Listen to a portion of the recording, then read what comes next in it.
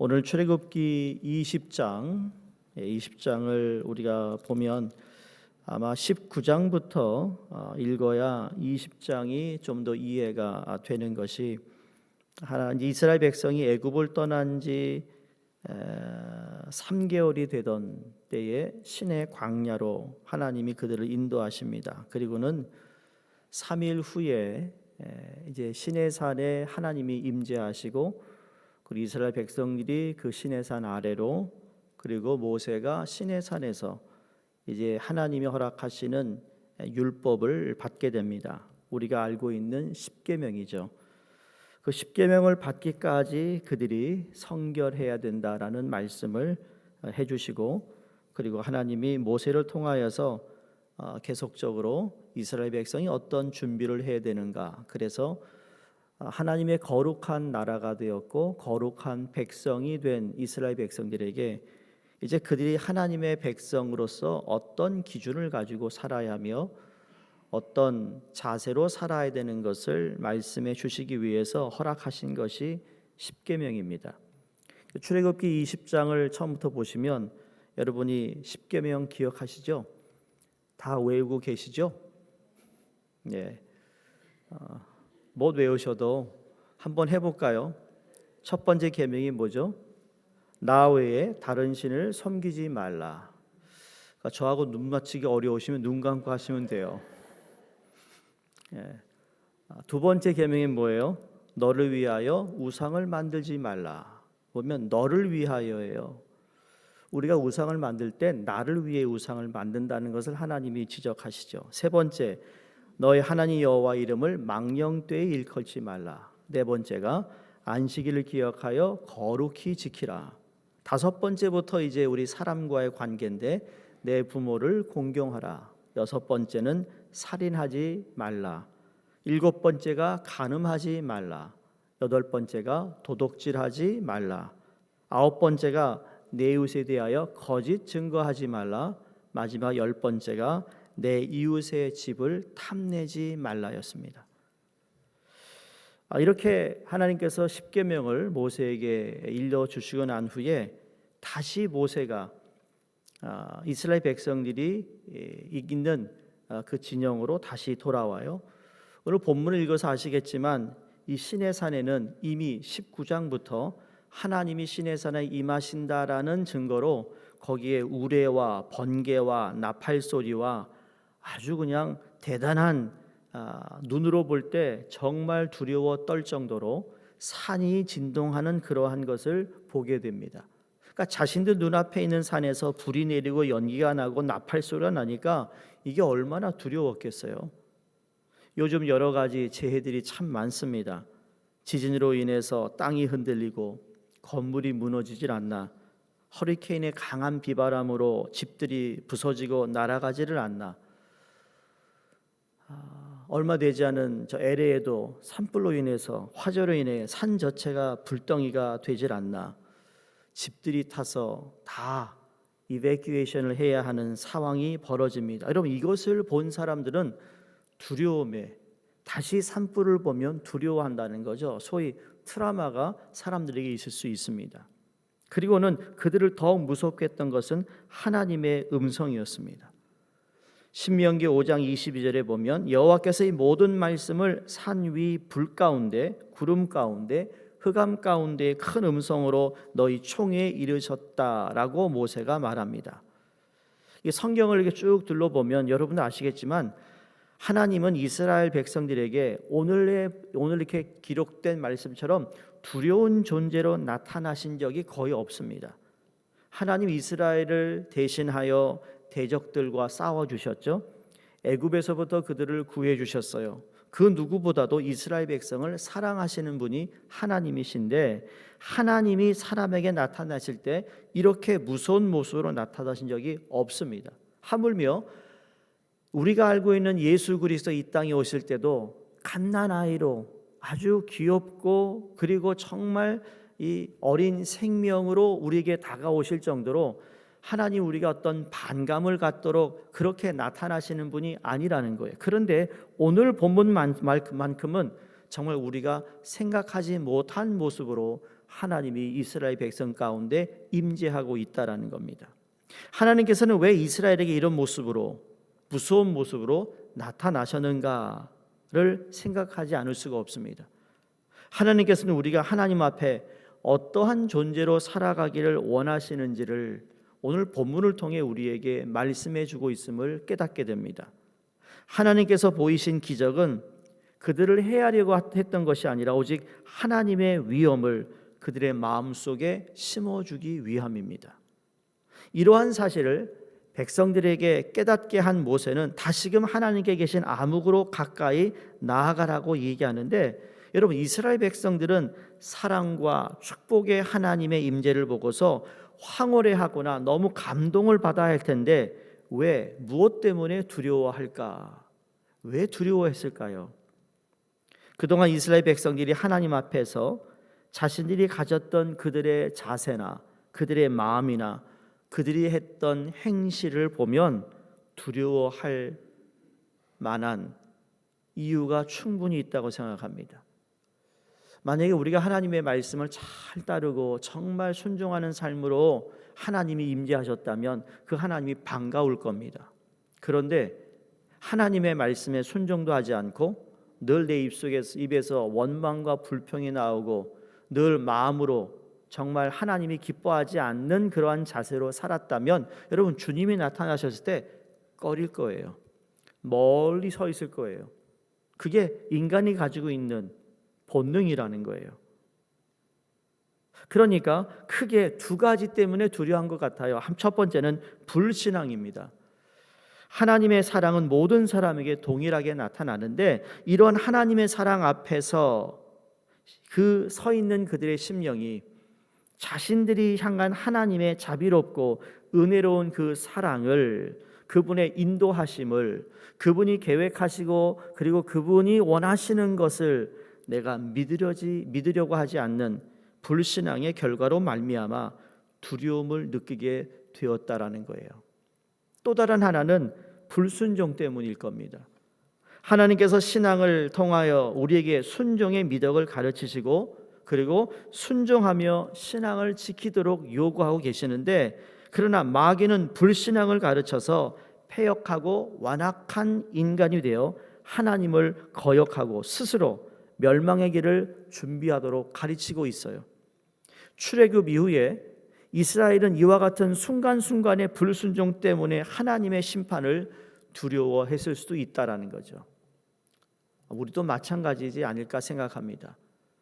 아까 말씀드린 대로 내가 하나님 앞에 순종하고 순수한 신앙으로 하나님을 찾았다면 여러분, 하나님이 우리 가운데 임할 때 너무나 고맙고 감격스러울 텐데, 그렇지 못한 사람들은 하나님이 두려운 대상으로 보여질 것이라는 거죠.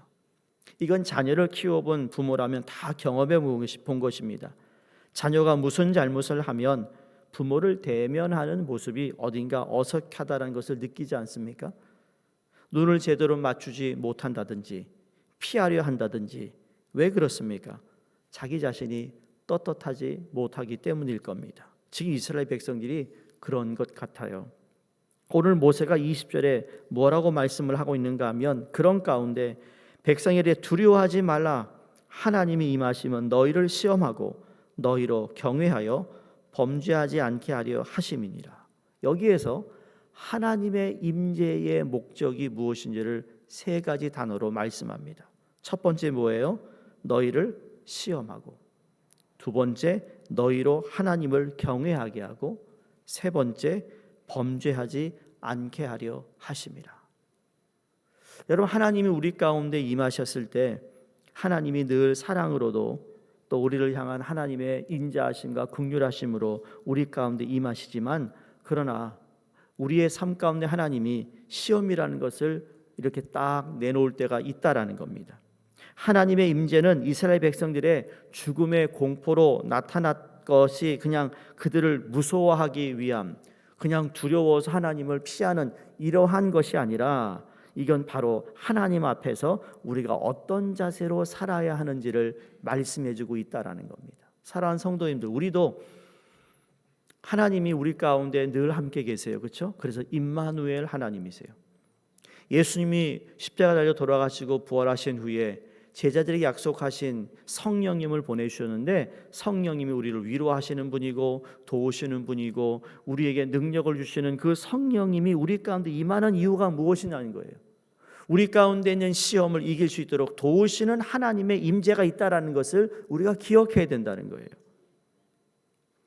지금 이스라엘의 신앙이 정녕 하나님께로 향한 진실한 신앙인가 시험해 보고 있다는 거죠. 이러한 시험을 통하여 경외하는 신앙을 하나님께서 요구하고 있습니다. 하나님을 너무 가볍게 여기는 사람들이 오늘날 있다라는 거예요. 하나님을 그냥 사랑으로는 것만 얘기해서 그 사랑의 하나님만 얘기하는데 그렇지 않다라는 거죠. 하나님 앞에서 두려운 마음으로 설 수 있는 자가 하나님을 또 사랑하고 그분의 위엄을 인정하고 살아갈 수 있다라는 거죠.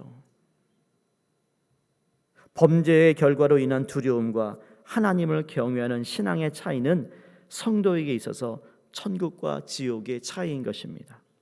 이때까지의 그들에게서 나타났던 폐역과 완악함의 범죄가 하나님을 향하여 다시는 저질러지지 않게 하기 위함이라는 것이죠.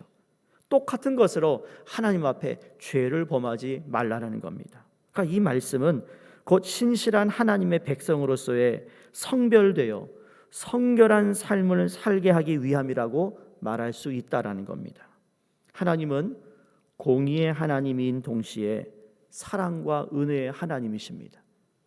이러한 양명성의 하나님을 공의의 하나님 혹은 사랑의 하나님으로 자신에게 적용하는 것은 그 자신의 범죄 혹은 의에 따라 결정될 수도 있다라는 것이죠. 자, 지금 두려움과 공포에 떠 있는 이스라엘 백성들에게 모세가 지금 중재자의 역할을 하고 있습니다. 이 중재자의 역할을 하고 있는 모세의 모습을 잘 보시면 이 하나님의 말씀을 대언하고 있습니다. 이스라엘 백성들도 하나님이 우리에게 말씀하게 하지 말고 당신을 통해 우리가 이야기를 듣고 싶다라고 할 정도로 하나님에 대한 엄청난 두려움이 이스라엘 백성들에게 있습니다. 그렇다고 해서 하나님이 싫은 게 아니에요.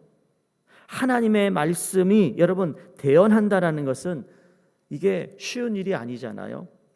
저도 설교를 할 때 하나님 말씀을 여러분에게 함께 나누지만 여러분 하나님 말씀을 말씀답게 전해야 할 책임이 있습니다.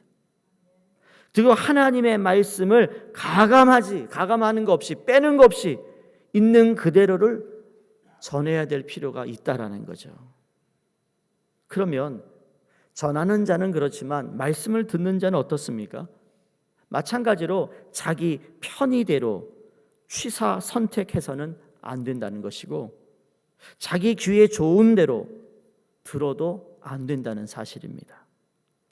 말씀에는 책망과 함께 주시는 위로가 있다라는 것을 놓치면은 안 된다는 것이죠. 그래서 오늘 하나님이 그들을 시험케 하고 그리고 그 하나님을 얼마나 경외하고 있는지를 지금 모세를 통하여 하나님이 지금 이스라엘 백성들의 마음을 확인하고 있습니다.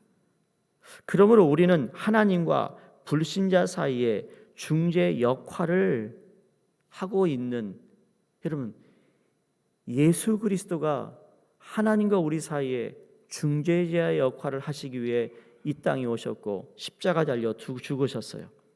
그러면 우리는 그의 사랑을 입은 우리에게 이 사실, 다시 말하면 하나님께서 우리에게 주시고자 하는 이 말씀을 여러분 우리가 그 말씀 가운데 임하셨던 예수님, 말씀 가운데 오늘도 우리에게 그 말씀을 전해주시는 그 성령님을 통하여 우리는 하나님을 더 알아가야 하며 그분이 어떠한 것을 요구하고 있는지를 말씀을 통해 깨달을 때 우리는 하나님의 임재 가운데 살아가고 있다라고 고백할 수 있습니다. 출애굽기 9장 16절에 하나님이 모세와 이스라엘 백성들에게 이렇게 말씀하신 적이 있어요.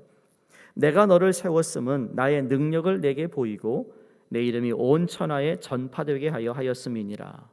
이것은 오늘을 사는 저와 모두에게, 우리 모두에게 동일하게 말씀하고 있다고 믿습니다. 하나님 경외는 세상에 아무리 강한 존재가 있다고 할지라도 하나님이 이 세상을 창조하신 참 신이시고 전능자이심을 믿을 때 가능하다라는 거죠. 그렇게 함으로 우리는 하나님의 말씀에 순종하는, 하나님을 경외하는 삶을 살아가게 될 줄로 믿습니다. 여러분, 이 세상에서 누구를 가장 두려워하시나요? 어떤 분이 그런데요. 내 와이프요. 어떤 분은 그런데요. 내 상사요. 두려워하는 사람이 다 다르다라는 거죠. 그런데 예수님께서 마태복음 10장 28절 이렇게 말씀했습니다. 몸은 죽여도 영혼은 능히 죽이지 못하는 자들을 두려워하지 말고 오직 몸과 영혼을 능히 지옥에 멸하시는 자를 두려워하라. 이게 바로 우리 여호와 하나님이신 줄로 믿습니다. 우리 교회와 모든 성도님들은 하나님을 경외하는 것을 우리 삶의 기초로 삼고 하나님의 부르심을 받았다라는 이 확신을 가지고 살아가시기를 바랍니다. 하나님은 아브라함과 이스라엘을 시험하셨듯이 우리도 하나님이 경외하는 모든 자를 시험하시는데, 이 시험은 우리를 무너뜨리고 우리를 망하게 하려는 시험이 아니라 이 어려움의 시기의 시험을 통해서 나를 정금같이 나오게 하시는 하나님의 섭리와 은혜와 축복이 있다라는 것을 기억하시면서 하나님이 절대적인 주권을 가지신 유일한 신이심을 믿고 그 하나님의 말씀에 순종하심으로 하나님을 경외하는 삶, 하나님을 두려워하되 하나님의 임재 가운데 거하기를 사모하며 소망하는 우리 모두가 되기를 주의 이름으로 축원드립니다. 기도하겠습니다. 하나님 감사합니다. 오늘 주신 말씀을 통해 하나님의 임재 가운데 거하는 것이 어떠한 삶인지를 깨닫게 해주심을 감사합니다. 하나님이 우리가 정금같이 정말 보석과 같이 정말 하나님이 기뻐하시는 모습으로 변화되기 위해 종종 우리에게 주시는 시험을 두려워하지 않게 하여 주시옵시고 우리에게 허락하시는 그 말씀 가운데 순종하며 아멘으로 화답하는 저희 모두가 되게 하여 주시옵소서. 오늘도 주님께 나와 기도합니다. 하나님 함께하여 주시고 늘 우리와 동행하시는 예수 그리스도와 성령의 놀라운 은혜가 우리 가운데 있게 하여 주시옵소서. 예수 그리스도 이름으로 기도드리옵나이다. 아멘.